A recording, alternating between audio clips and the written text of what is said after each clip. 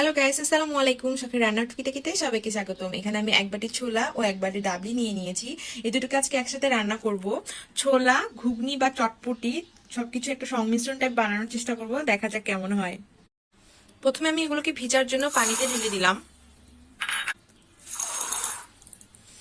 এভাবে 4-5 ঘন্টা ভিজিয়ে রাখবো। ভিজানোর 5 ঘন্টা পর এগুলো খুব সুন্দর ফুলে উঠছে। এগুলো আমি পানি দিয়ে খুব ভালো করে ধুয়ে নিয়েছি। এবার প্রেসার কুকারে সিদ্ধ করতে বসাই দেবো।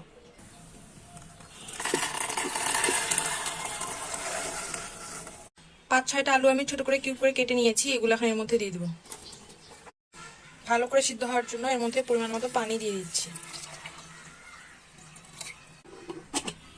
আমি এখানে গরম মশলা, জিরা, তেজপাতা, ধনিয়া, শুকনো মরিচ সব একসাথে ভেজে গুঁড়ো করে নেব। আমি এখন কড়াইয়ের মধ্যে তেল দিয়ে দিলাম। তেলটা গরম হয়ে গেলে এর মধ্যে দিয়ে দিচ্ছি পেঁয়াজ কুচি, দিচ্ছি কাঁচামরিচ।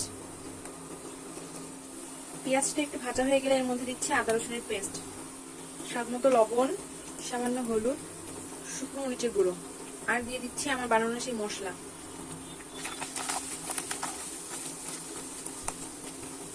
এর মধ্যে এখন দিয়ে দিব 2টা টমেটো কুচি।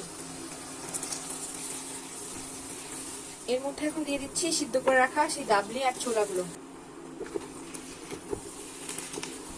আমার বাসায় একটু চটপটির মশলা ছিল, ওটা এখন আমি এখানে দিয়ে দিব।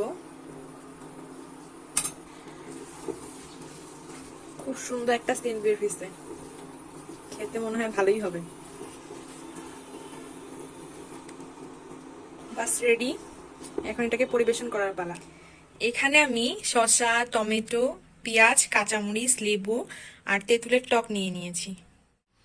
এই তো সবকিছু একসাথে দিয়ে খাওয়ার জন্য রেডি করে নিলাম। এটার নাম যাই হোক না কেন, খেতে কিন্তু অসাধারণ হয়েছে।